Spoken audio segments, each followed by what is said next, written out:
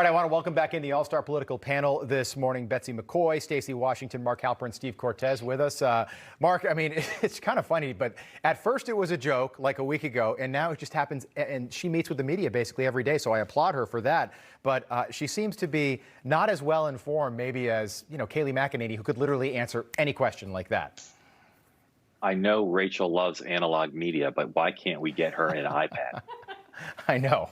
I mean, she's flipping through a notebook with like physical pages. Yeah. Makes no sense. It just goes on and on. Steve Cortez, you keep texting with my co-anchor. What is going on? Rachel keeps telling me that. Steve keeps sending me messages on Twitter. We have mutual friends. Oh, there's a family connection. Yeah, mutual friends. Right. Turns out we have friends in common. As a matter of fact, the guy who got me into television, a long time ago, Rob, I was just a trader on Wall Street. I had a life outside of politics. Nobody out there hated me. And so the guy who got me into politics was a guy named, got me into TV really, which then got me into politics, is Dennis Gartman, who's a common friend of ours, and I think has been on the network before as well. Nobody hates you, Steve. We all love you here at Newsmax. Speaking of which, you brought up Wall Street. I wasn't going to do it this hour, but I'm going to now. Betsy, you own any silver by chance? You invested in silver? I don't own any silver, but before we even get to that question, what I wanted to point out about Jen Psaki is this. Yeah. The real problem was that the question was about COVID. Right. That should be the #1 priority. So easy to You should answer. know everything about what the administration is doing because it's every American's top priority right now. The fact is, Biden said he was going to slay this virus. He was going to shut it down. And what have we got so far? Yeah, really no improvement. Yeah, no, He's such a good point. administering basically the same number of shots per day as under the Trump administration. Yeah. No, you make a great point. That should be teed up every single time. By the way, that's like low-hanging fruit talking about that because we've been talking about it for the last 11 months. I bring up silver because right now futures are trading way up. Apparently, Silver Squeeze is trending on Twitter right now. This group on Robinhood, this Reddit group is very hot on silver. So we could be in for another very interesting week, Steve, when it comes to Wall Street. By the way, GameStop shares are selling for $325 a share this morning. So it didn't take that big a dip. Right. No, and it's going to be an active day again. AMC, which is another stock that has been very much targeted by the Wall Street Bets crowd, the Robinhood, formerly known as Robinhood, they now hate that app, crowd. That's up 19%. Silver's having its biggest jump in over a decade right now in the pre-market, so it looks to be another really active day in Wall Street. But the common theme there, whether it's some of these companies or silver, is that there's a populist revolt going on right now in financial markets. And to connect my former life on Wall Street to my current life in politics, I think what we're seeing now in 2021 is really in financial markets in many ways what we saw in politics in 2015 and 2016. And I mean by that an anti-establishment populist uprising. And it's really fascinating to witness. And by the way, both of those movements have the same opponents. And what do I mean by that? I mean Wall Street, big tech, corporate media, government regulators. So a lot of people who are involved in this populist market uprising are not necessarily politically inclined, or if they are, they're not MAGA people. They're not people who wear the red hats or go to rallies. No, yeah. Yet we have the same, we coincide in terms of having the same opponents, the same establishment structures and personalities who need to really lose power in this country. So this is a fascinating moment, and it's much bigger than just financial markets in my view. It was, I think, a lot of Americans who are still upset about, the crash in 2008. They were excited to see hedge funders at the back of the line for a little bit last week. We're going to have a lot of new allies opposing an increase in the capital gains tax. All these winners, big time populist winners, are going to finally know how bad that tax is. Right, for the very first time. Yeah, a lot of people became millionaires last week.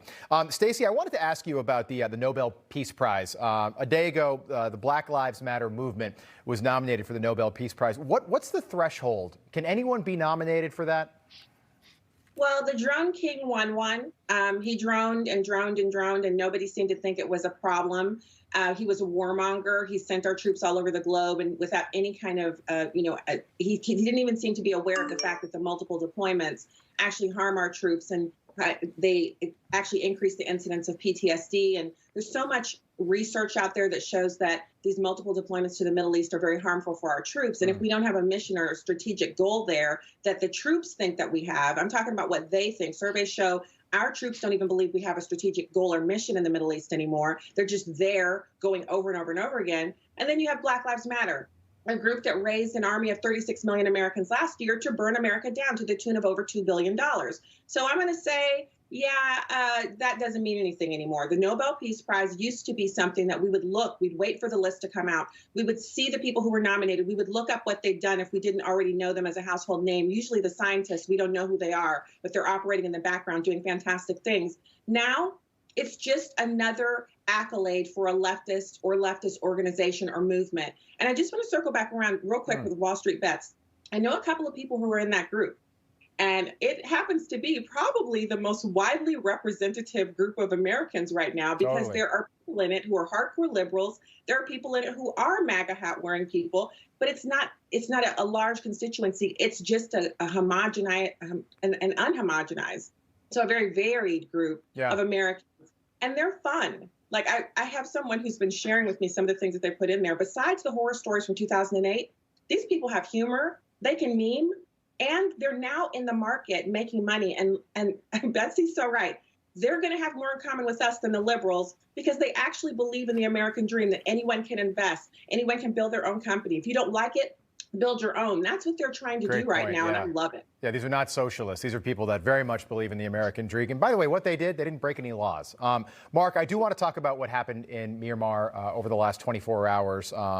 Basically, this nation, it's a good-sized country just north of Taiwan, south of China. It does share a border with China. There was a coup there. The military is now in charge. This was kind of I don't know what you would classify it, but a quasi-democracy. They were democracy, those ideals were growing there. But civilian leaders have been arrested. They've shut off the internet, and they've cut off all flights in and out of the country. Joe Biden's going to have to deal with this, like today. Yeah, this is a country that the U.S. has invested a lot in to try to convert it more towards democracy. The people there, a lot of them do aspire to democracy. The president was supposed to give a big foreign policy speech today, canceled on account of snow. But you're right, this is going to be a test. There's no easy solution when something like this happens. But the administration last night put out a statement. They say this will not stand. Now they're going to have to figure out how to keep it from standing. Yeah, Betsy, do you expect to hear anything from the president today? My question is, are China's fingerprints all over this? Is this China testing the new Biden administration? Steve, your reaction? Well, and to that point that Betsy makes, we certainly know that, literally right after the inauguration, China sent warplanes over Taiwan airspace. So I think that China is newly emboldened. Beijing knows that even in the best case scenario, they have a weak U.S. leader who is not intent on confronting Beijing. In the worst case scenario, because of what we learned from the laptop from hell, they actually have an American commander-in-chief who is under their thumb. Who has unfortunately been completely compromised by the CCP. So this is one of the gravest risks that I tried like crazy during the campaign to warn the American people about. It's my biggest worry about Joe Biden going forward, is this relationship with China. Stacy, I'll give you the final thought on the saber rattling from China.